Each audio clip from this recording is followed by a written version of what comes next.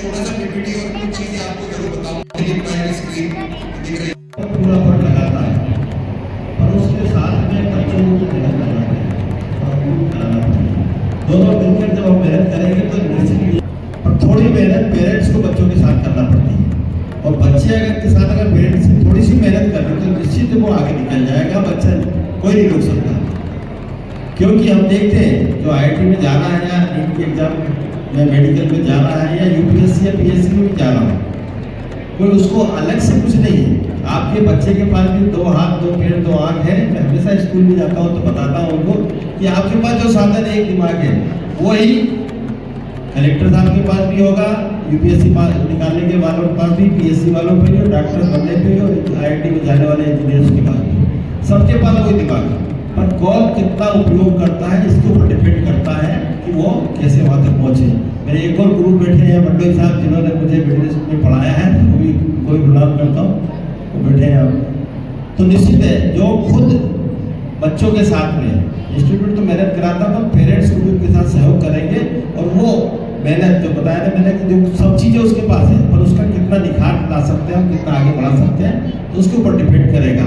और आप थोड़ी सी मेहनत अगर कर लेंगे तो निश्चित उसका फायदा मिलेगा, और फायदा मिलेगा तो वो बच्चा निश्चित आगे निकल जाएगा, और वो अपना नाम तो रोशन करेगा ही, अपने लिए तो अच्छा करेगा ही, पर हमारे परिवार का भी और हमारे शहरों का या गांव का भी नाम रोशन करेगा। तो निश्चित मेरा आपसे पालकों से भी ये निवेदन है कि थोड़ा मेहनत उनके साथ करें, और उसमें थोड़ा सा समय का सदुपयोग करें। समय का सदुपयोग होना चाहिए, और जीवन में होना चाहिए वैसे तो, पर बच्चों को छात्र जीवन में तो हमको याद दिलाना चाहिए कि हम जब ईश्वर ने हमें 24 घंटे दिए हैं, 24 घंटे में हम अगर 10 घंटे शिक्षा के क्षेत्र में लगा स्टूडेंट लाइफ में, तो कोई रोक नहीं सकता उन बच्चों को कि वो जो बनना चाहेंगे, जो उन्होंने लक्ष्य बनाया उसको प्राप्त कर सकते हैं।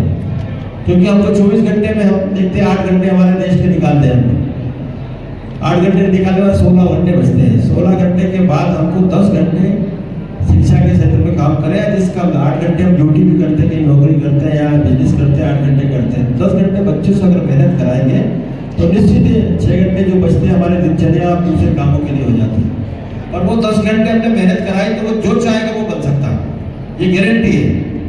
पर वो मेहनत 10 घंटे ईमानदारी से होना चाहिए। ईमानदारी से मेहनत होगी तो निश्चित सफलता मिलेगी। तो मेरा आप सबसे अनुरोध है, और एक और अनुरोध है कि पालकों को और शिक्षक को दोनों को चाहिए कि बच्चे की एक्टिविटी देखिए एक्टिविटी देखेंगे उससे पता लग जाएगा वो किस क्षेत्र में जाना चाहता है, उसका किस क्षेत्र में इंटरेस्ट है, और जो इंटरेस्ट होगा उस क्षेत्र में हम काम कराएंगे उससे तो निश्चित वो सफल होगा। हम देखते हैं कि वो बनना चाहता है इंजीनियर और हम डॉक्टर की पढ़ाई कराना चाहते हैं, तो वो गलत हो जाता है, उसके लिए वो डॉक्टर भी नहीं बन पाता, इंजीनियर भी नहीं बन पाता। हम उसको वकील बनना चाहता है और उसको इंजीनियरिंग की पढ़ाई कराते हैं, तो वो चीज़ें भी तकलीफ आती है। के अंदर ये सिस्टमैटिक अभी से डलेगा तो फायदा होगा, ये ऑर्डर डालना जरूरी है। और एक और बहुत बड़ी चीज मैं जो बताऊंगा, आप सबको लगता होगा कि आपके बच्चे जब पढ़ाई करते हैं तो सबसे बड़ा टाइम वेस्टर आज ये है, आज ये बहुत बड़ा टाइम वेस्टर बन गया है मोबाइल। बच्चों को लगता है, पेरेंट्स को लगता है कि यार ये मोबाइल है, कैसे इसका इस्तेमाल होगा, बच्चा तो इसी में लगा रहता है। सही बात है, ये एक बहुत बड़ा टाइम वेस्टर है, लेकिन एक और बहुत बड़ा टाइम वेस्टर है जो बच्चे पेरेंट्स रियलाइज नहीं करते हैं।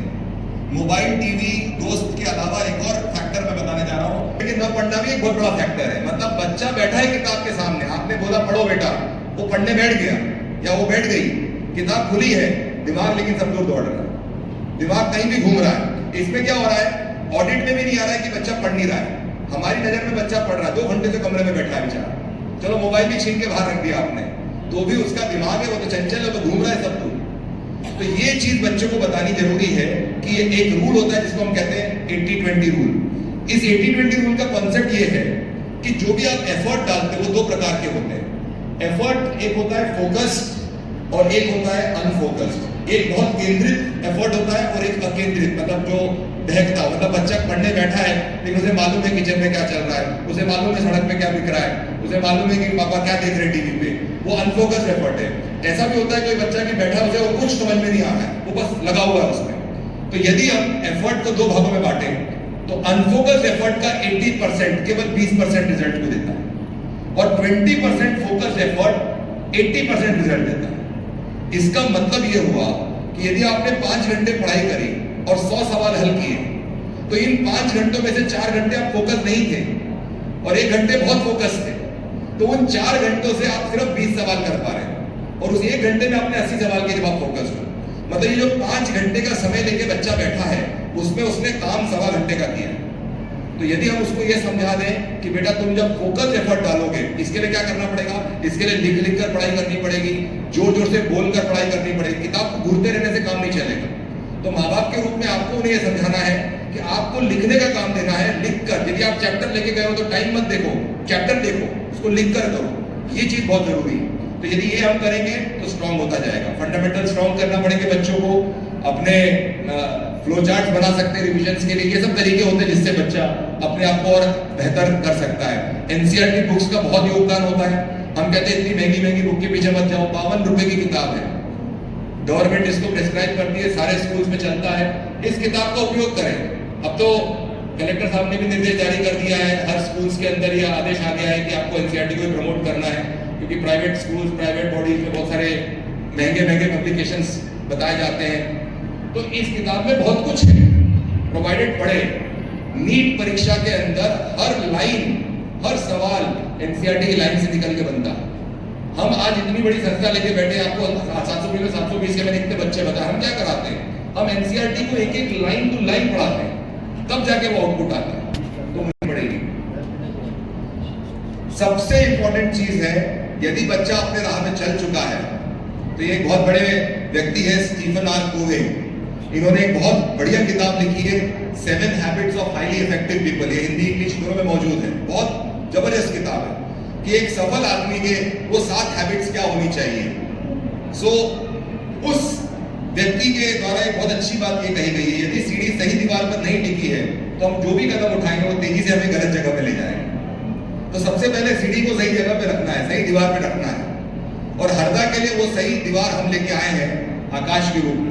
तो हम ये चाहते हैं कि बच्चे थे जो पथ विमुख हो रहे थे, जाके इंदौर में या भोपाल में जाकर अपने ट्रैक से बाइफरकेट हो रहे थे, तो कहीं ना कहीं हमने ये कोशिश करी है। 4 लाख बच्चे अभी आकाश में पढ़ते हैं और पूरे हिंदुस्तान में 400 से ज्यादा सेंटर है। मध्य प्रदेश में 21 सेंटर हम लोग ऑपरेट कर रहे हैं। आप भारत का नक्शा देखोगे तो ऐसी कोई जगह छूटी नहीं है जहां पे आकाश नहीं है। पूरे भारतवर्ष में हर जगह हमने अपनी, इवन अंडमान निकोबार में भी हमने ब्रांच खोली है, कश्मीर की वैली में भी हमने ब्रांच खोली है, ऐसी कोई जगह छूटी नहीं है। तो ये जो हमारा थॉट प्रोसेस था कि हम इसको कैसे ले जाएं, और एक व्यक्ति थे जेसी चौधरी साहब जिन्होंने इसकी शुरुआत की थी, खुद एक शिक्षक थे, 12 बच्चों से घर में ही पढ़ाते उन्होंने स्टार्ट किया, गवर्नमेंट टीचर थे वो, फिर उन्होंने सरकारी नौकरी त्याग करके आकाश की स्थापना 1988 में की, और आज देखिए आप ये 4 लाख से ज्यादा बच्चों को पढ़ा रहा है। तो ये एक कठिन परिश्रम है और इस तरह का पूरा एक सिस्टम चलता है। तो इसमें बहुत सारे फीचर्स होते हैं आकाश के कि हम कैसे एक एक टेक्नोलॉजी को लेके आते हैं। हम लोग एक हाइब्रिड मॉडल भी ला रहे हैं। हम लोग ये चाह रहे हैं कि यहाँ के जो लोकल टीचर है वो तो बेस्ट पढ़ाएं, पर दिल्ली का भी कोई टॉप टीचर है उसकी भी कुछ अच्छी बातें बच्चे को मिले। तो आज टेक्नोलॉजी हमें ये संभव कर देती है। तो हम एक डुअल मोड में भी काम करना चाह रहे हैं। हम वो टॉप क्वालिटी मटेरियल भी बच्चों को देना चाह रहे हैं, वो टेस्ट सीरीज बच्चों को देना चाह रहे हैं। हरदा का बच्चा दिल्ली के बच्चे से या गुजरात के बच्चे से कंपेयर करके अपना रिजल्ट देख पाए, उसकी व्यवस्था हमने की है। उसको जितने क्वालिटी मटेरियल दे सकते हैं उस मटेरियल के साथ, नेक्स्ट, उसको सारी चीजें, नीट चैलेंजर ऐप्स है, आकाश के ऐप होते हैं इसके अंदर, जिसमें बच्चा, माँ बाप सारी जानकारी देख सकते हैं, बच्चे का कितना टॉपिक हुआ, कितने मार्क्स आए, कैसे वो पूरा मूवमेंट चला। ये सब चीजों के सपोर्ट में हम बढ़ते हैं आगे। नेक्स्ट, टेस्टिंग सिस्टम मैंने बता दिया आपको, पूरी practice test, term exam, all India Aakash test series और सब्जेक्टिव टेस्ट, ताकि स्कूल की परीक्षाओं में भी बच्चा खराब ना करे। तो जब आकाश में आ रहा है तो स्कूल को भी कवर करना है उसको, स्कूल के साथ कॉम्पिटिटिव एग्जाम्स, तो उसके लिए सपोर्ट जरूरी है। फिर ये एनसीईआरटी बूस्टर जो मैं बता रहा था, तो ये, और क्वालिटी फैकल्टीज, तो फैकल्टी सबसे बड़ी जो चीज होती है, स्तंभ होता है। हम कोशिश कर रहे हैं कि वो एक best of the best faculty support मिले, जो अलग अलग लेवल से हम लोग ट्रैक करके, स्क्रीन करके आप तक पहुंचा रहे हैं। ये पूरा का पूरा आजकल डिजिटल बोर्ड पे चला गया है स्कीम, क्योंकि आजकल वो conventional white board, black board अब गायब होते जा रहे हैं और अब डिजिटल स्क्रीन पे मामला बदलता जा रहा है। तो डिजिटल स्क्रीन के थ्रू बच्चों को हम बहुत सारा इंटरेक्टिव वीडियो दिखा सकते हैं। हम अब हार्ट को खोल के दिखा सकते हैं, वहीं पे हार्ट को घुमा के भी दिखा सकते हैं बच्चे को कि हार्ट की फंक्शनिंग कैसी हो रही है। तो आज वो संभावनाएं हमारे पास बन रही है। और साथ ही साथ सिक्योरिटी सर्वेलेंस, ये जो जगह हमने ली है यहाँ पर, तो ये एक बहुत बड़ी बात है। हम लोग जहाँ पर भी अब जा रहे हैं, हम लोकल सपोर्ट के साथ जा रहे हैं। देखिए, आकाश चाहे तो खुद सेंटर्स खोल सकता है, लेकिन जब तक तोमर सर जैसे या अग्रवाल सर जैसे या बड़े लोग, यहाँ के जो लोग हैं, जो हरदा को भी समझते हैं, उनका सपोर्ट जरूरी है। तो हमेशा अब हम जो सेंटर्स खोलते हैं उसमें हम एक लोकल सपोर्ट लेते हैं, ताकि वो यहाँ की जो रिक्वायरमेंट है उसको समझ पाए, एक समन्वय बना पाए और हम उनको उन पार्टनर्स के साथ इसको चला पाए। यही कड़ी में हमने इतने सारे सेंटर्स अभी ऐड किए। अपेक्षा करते हुए कि बच्चों को ये सब चीजें हम दे पाए, हम इसी आशा से आगे बढ़ना चाहते हैं। मैं आपको एक आखिरी में 2 स्लाइड बताना चाहूंगा। पूरी जर्नी भी डिसाइड होती है कि कब क्या होता है, अप्रैल में क्या होगा, मई में क्या होगा। आखिरी 2 मिनट में लेकर इसको खत्म करना चाहूंगा। एक हैबिट्स, यदि किसी ने पढ़ी है तो जरूर वो याद करेंगे, और नहीं पढ़ी है तो जरूर इसको पढ़ें। ये जेम्स क्लियर ने बुक लिखी है, इसमें इन्होंने क्या बताया है कि यदि बच्चा अपने जीवन में कुछ आमूलचूल परिवर्तन करना चाहता है, तो उसके लिए उसको एकदम से कुछ परिवर्तन करने की जरूरत नहीं है। वो छोटे छोटे चेंजेस अपने जीवन में लाए। छोटे छोटे चेंजेस जब वो जीवन में लाएगा तो वो एक बहुत बड़े कॉन्सेप्ट पे आ पाएगा। मतलब बड़ा कंसेप्ट चेंज लाने के लिए छोटे एटॉमिक चेंजेस लाने पड़ेंगे। इसमें एक आपको एग्जांपल देता हूं मैं, पावर ऑफ कंपाउंडिंग का। नेक्स्ट स्लाइड, एक एक करके करना बस, मैं बोल रहा हूं। तो ये एक पावर ऑफ कंपाउंडिंग का एक सिंपल चार्ट मैं आपको बता रहा हूं। सपोज एक बच्चा पैदा हुआ, माँ बाप जैसे करते हैं, बच्चे के नाम से कुछ पैसा बैंक में या कहीं पे डाल देते हैं। कोई चिट फंड होगा, कोई संस्था, सरकारी संस्था होगी, कुछ भी होगा। सपोज एक बच्चे के नाम से 1 लाख रुपए आपने जमा कर दिए जब वो बच्चा पैदा हुआ, और ये मान लो 15% जो नहीं देता, बैंक नहीं देता 15%, पर मान लो आपको 15% का रिटर्न मिल रहा। यदि वो बच्चा 21 साल का होगा, 21 साल के होने पर यह 1 लाख रुपए बढ़कर कितने रुपए हो जाएंगे? सिंपल इंटरेस्ट से। तो सिंपल इंटरेस्ट से ये अमाउंट सिंगल क्लिक, मतलब 4,15,000 रुपए पर ये कन्वर्ट हो जाएगा 21 साल में, क्योंकि आपने और कोई पैसा नहीं डाला, हर महीने नहीं भर रहे हो पैसा, सिर्फ एक बार डाल के भूल गए। अब वो बच्चा 58 साल का, हमने कहा 4 लाख पड़े रहने दो, आगे बढ़ेगा, बच्चा आगे बढ़ा, बच्चा 58 साल का हो गया, बुजुर्ग व्यक्ति बन गया, और उसके रिटायरमेंट के टाइम पे उसको मिले 9,70,000 रुपए। वो 1 लाख रुपए बढ़कर 9,70,000 होते हैं कब? जब उसे सिंपल इंटरेस्ट से कैलकुलेट किया जाता है।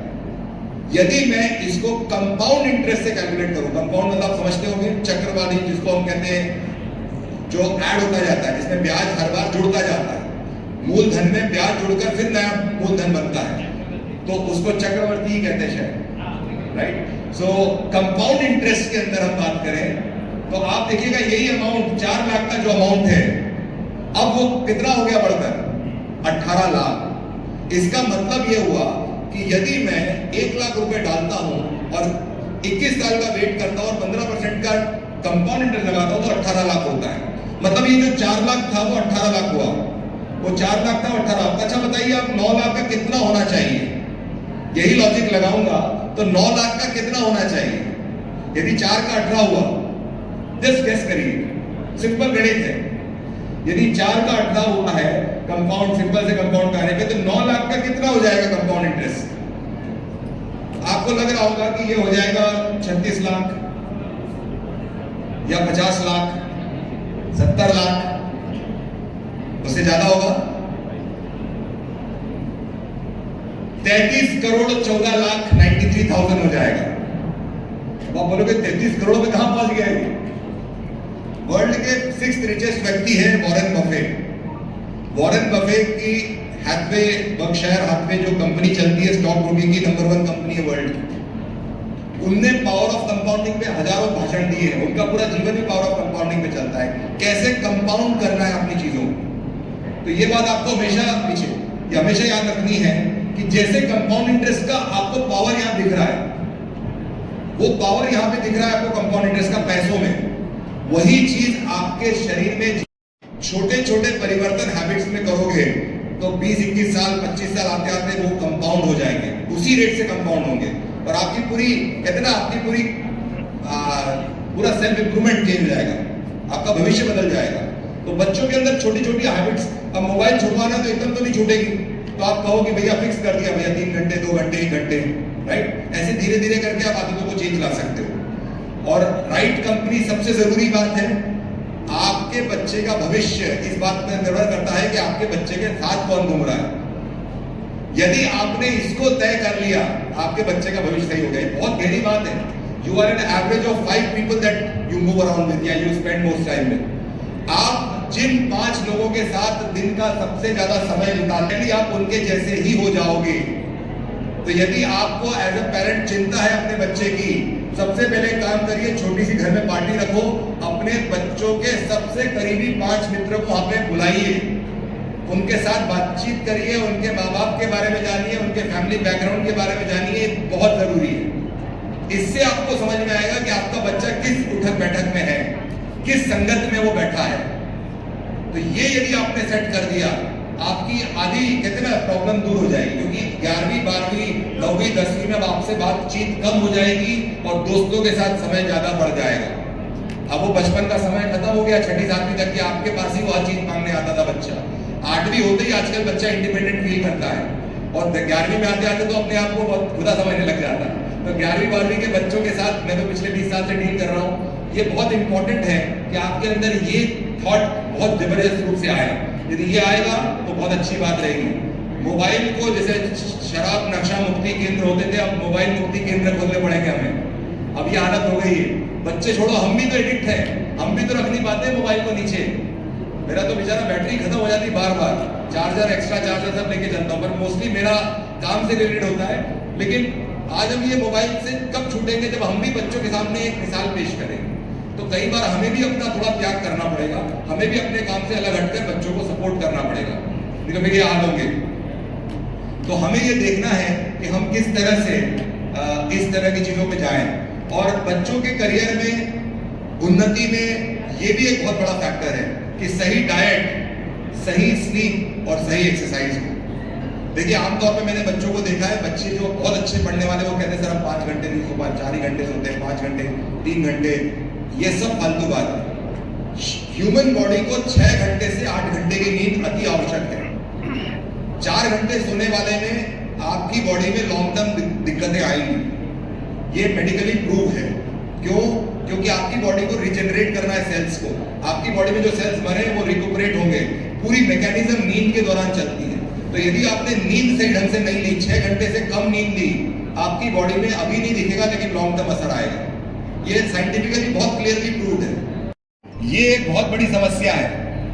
देखिए, you should eat your breakfast like a king, lunch like a common man and dinner like a pauper. मतलब हमें अपना जो ब्रेकफास्ट होता है उसको राजाओं टाइप खाना है, लंच को मॉडरेट रखना है, मतलब एक आम आदमी जैसा, और डिनर तो एकदम गरीबों जैसा। हमारे यहाँ ठीक उल्टा करते हैं हम लोग। हम सुबह कम खाते हैं, दोपहर में, और उसके बाद सीरियस हो जाते हैं, जिसके कारण आज India heart problem, blood pressure, sugar सब दिक्कतों से जूझ रहा है। जैन समाज का जो कॉन्सेप्ट है, ब्यूटीफुल कॉन्सेप्ट है वो, कि आप सूर्यास्त के बाद खाना ही मत खाओ। ब्यूटीफुल कॉन्सेप्ट, क्योंकि आपकी बॉडी फिर उसके लिए एडजस्ट हो जाती है। आपको मालूम है पेड़ पौधे भी, स्टोमेटास जो होते हैं वो एग्जैक्टली जब सूर्योदय होता है तब खुलते हैं, और जब सूर्यास्त के जस्ट पहले वो सबसे ज्यादा खुलते हैं ताकि वो मैक्सिमम एनर्जी ले पाए, ताकि रात भर उनका काम चल पाए फोटोसिंथेसिस। नहीं फोटोसिंथेसिस तो कम से कम बॉडी का जो बाकी प्रोसेस है। तो वही चीज है हमें भी। हम जो एक्सेसिव खा रहे हैं उसको शामिल करना पड़ेगा, ड्राई फ्रूट्स को शामिल करना पड़ेगा। बच्चों को अब सुबह का डाइट इंपॉर्टेंस दीजिए, दूध पिलाइए उसको सुबह, ये बहुत इंपॉर्टेंट है। तो ये भी एजुकेशन पढ़ाई में बहुत जरूरी है, और एक्सरसाइज के साथ ये चीजों का कॉम्बिनेशन जरूरी है। बच्चों के लिए सबसे पहले एज अ पेरेंट, यहाँ अधिकतर पेरेंट्स ही बैठे हैं, show love, respect and concern. प्यार सभी दिखाते हैं, कंसर्न सभी दिखाते हैं, रिस्पेक्ट कम करते हैं। देखिए ये बहुत इंपॉर्टेंट चीज है कि आप थोड़ा बच्चों के थॉट का भी रिस्पेक्ट करें। देखिए आज का बच्चा लॉजिक ड्रिवन है। आप उसको ये चाहोगे कि आप अपनी कोई तुगलकी फरमान उस पर लगा दो, वो नहीं मानेगा। आपको लॉजिक देना पड़ेगा। यदि आप उसको पनिश भी कर रहे हो तो उसको लॉजिक देना पड़ेगा कि तेरे को पनिशमेंट क्यों मिली। मार मार के तो नहीं पनिशमेंट दे रहे हैं, लेकिन जो भी प्रकार की उसकी चीजों से उसको वंचित करें, या उसको मोबाइल एक्सेस ना दें, या उसका जो भी टाइम आपने सेट किया है, तो ये चीजें बहुत जरूरी है। आपसी बातचीत जरूरी रखिए आपको। और आप बच्चों के फ्रेंड सर्कल में बोलते हैं यथार्थवादी अपेक्षाएं। हर बच्चा आईआईटी में टॉप नहीं करेगा। आपने 12 साल देख लिया बच्चे को, 13 साल से आप देख रहे हो बच्चा कैसा कर रहा है, उसकी अपेक्षाएं भी उस तरह से रखिए अपनी, तो उस पर अननेसेसरी बोझ नहीं आएगा आपकी अपेक्षाओं में। तो ये बहुत जरूरी है। और ये सबसे इंपॉर्टेंट जो चीज है, never say die attitude. Never say die attitude का मतलब यह है कि कभी हार ना मानने की हिदायत। हमने अपने बच्चों को हारना ही नहीं सिखाया है, ये एक बहुत बड़ी समस्या है। लास्ट 1 मिनट, हमने अपने बच्चों को नेक्स्ट हारना नहीं सिखाया। नेवर से डाई एटीट्यूड बच्चों के अंदर डालिए। हारने और हार मानने में अंतर है। हारना सिखाइए, हारना अच्छा होता है, हारने से भी प्रेरणा मिलती है और अच्छा करने के लिए। हार मानना ये मत सिखाइए। तो हमें ये सिखाना है कि बार बार हार कर भी हम जीत सकते हैं। तो ये बहुत इंपॉर्टेंट है। ऐसे लोग जिन्होंने लूजिंग इज नॉट, मतलब not giving up is more important, मतलब गिविंग अप आपको बिल्कुल नहीं करना है। तो थॉट यही रखना है, नेवर गिव अप। अपने माइंडसेट को ऐसा बनाइए, स्ट्रेटेजी को नेक्स्ट स्ट्रेटेजी को चेंज करिए, पर हार मत मानिए।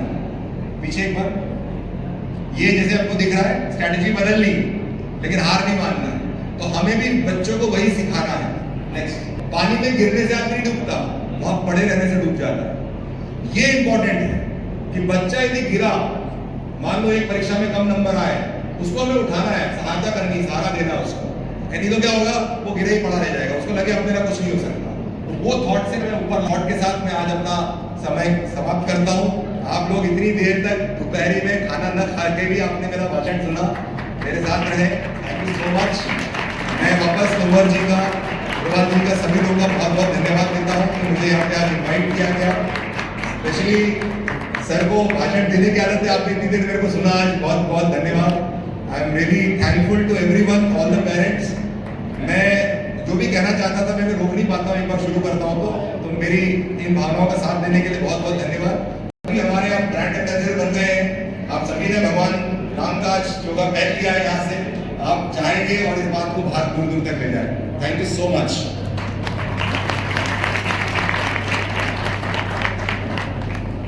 Thank you so much sir. I hope कि आप में से कोई भी बैठा हुआ व्यक्ति, लास्ट चेयर तक भी बैठा हुआ व्यक्ति, कहीं से भी एक पल के लिए भी सर की बातों से दूर नहीं हुआ, सर के साथ कनेक्ट कर रहा होगा।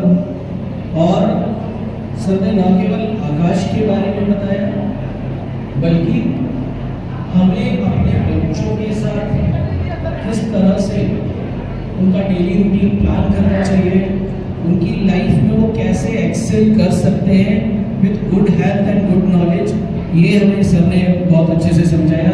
इसके लिए हम बहुत बहुत आभारी हैं। Thank you so much sir. अब जो बारी है वो एक छोटा सा इंट्रोडक्शन देना चाहता हूँ, परिचय कराना चाहता हूँ। यहाँ जो आकाश इंस्टीट्यूट हमारा ओपन हुआ है, इस ब्रांच बेसिकली आज हिंदू वर्ष के जो प्रथम दिन है आज हिंदू नव वर्ष का, उसमें हमने बहुत हर्ष हो रहा है हमको कि हम यहाँ पर हरदा में आकाश का अपना नया सेंटर खोल रहे हैं। आकाश इंस्टीट्यूट पिछले 36 वर्षों से पूरे भारत देश में 400 से अधिक सेंटर्स खोल चुका है। इतने सारे सेंटर्स के साथ में हमें ये महसूस हुआ कि मध्य प्रदेश के अंदर अभी भी बहुत जिले हैं, बहुत छोटी जगह हैं जहाँ पे हम अभी तक नहीं पहुँचे हैं। और यहाँ से बहुत सारे बच्चे होते हैं जो हर साल भोपाल, इंदौर, अलग अलग जगहों पे जाते हैं। तो ये इस बात को लेकर हमारे मैनेजमेंट में डिस्कशन हुआ और हमने ये सोचा कि क्यों ना हम हरदा जैसे शहर में भी आए और हरदा के बच्चों को अपने जो बेस्ट क्वालिटीज़ हैं आकाश की, उससे हम लाभान्वित करें। तो इसी तर्ज पर हमने आकाश का हरदा सेंटर आज इनॉग्रेट किया है। ये बहुत हर्ष के साथ मैं बताना चाह रहा हूँ कि आकाश के 21 सेंटर्स पूरे भारत मध्य प्रदेश में हो चुके हैं। इस हरदा सेंटर की खास बात ये होगी कि यहाँ पे बच्चों को हम 2 प्रकार से सपोर्ट देंगे। एक तो हम पूरी तरह से उनको यहाँ पे हमारे पास जो ऑफलाइन फैकल्टीज़ होंगी उनसे हम पूरा सपोर्ट देंगे, जिससे उनकी डाउट्स, उनकी क्वालिटी, सब एजुकेशन होगी। साथ ही साथ फिजिकल मॉडल में हम डिजिटल टेक्नोलॉजी की मदद से कुछ टॉप क्वालिटी दिल्ली के फैकल्टी से इनको एडिशनल सपोर्ट देंगे। इस तरह से बच्चों को यहीं हरदा में रहते हुए पूरे हिंदुस्तान की टॉप क्वालिटी सपोर्ट को यहाँ पे लेने का उनको फ़ायदा मिलेगा। इसके अलावा आकाश जो भोपाल, इंदौर, अलग अलग जगहों पे जितनी भी मटेरियल कंटेंट, कोई भी ब्रांच में जितना भी हम मटेरियल देते हैं वो सब हरदा के बच्चों को मिलेगा। कोई डिफ्रेंसिएशन नहीं है कि हरदा में हम कम देंगे या ज़्यादा। यहाँ पे एग्जैक्टली वही चीज़ चलेगी जो पूरे हिंदुस्तान में चल रही है। तो इसको देखते हुए बड़ी खुशी की बात है कि ये एक नया सेंटर आज हमने समर्पित किया हरदा के प्रदेश को।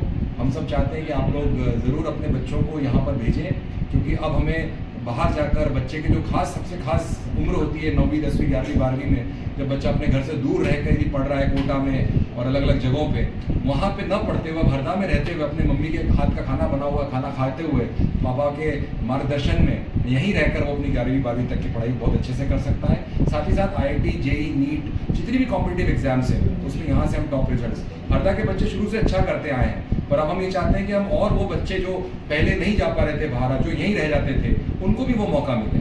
क्योंकि इसमें फीस स्ट्रक्चर को भी हमने बहुत नॉमिनल रखा है। फीस स्ट्रक्चर में हमने इंदौर और भोपाल के कंपैरिजन में यहाँ पे बहुत ही कम रखी है, जिससे बच्चों को यहाँ पे आर्थिक बोझ भी ना आए। और उसके अलावा इनके अलग अलग एग्जाम्स भी हमारी होती है। एक परीक्षा हमारी साल में एक बार होती है एंटे परीक्षा, जिसमें हमने उनको काफ़ी ज़्यादा स्कॉलरशिप देते हैं। और अभी हमारी AC/ST परीक्षाएं चल रही हैं, तो बच्चा सेंटर पे आएगा, वो AC/ST फॉर्म के लिए रजिस्टर करेगा, वो एक ऑनलाइन स्कॉलरशिप टेस्ट वहीं पे दे सकता है और उसके आधार पर उसकी फीस में से ट्यूशन पार्ट में जो फीस का उसमें वो 90% तक की स्कॉलरशिप को प्राप्त कर सकता है। तो यह एक बहुत बड़ा फीचर है बच्चों के लिए जो आर्थिक रूप से सक्षम नहीं है, तो कहीं ना कहीं आकाश उनके लिए भी ये मदद कर रहा है।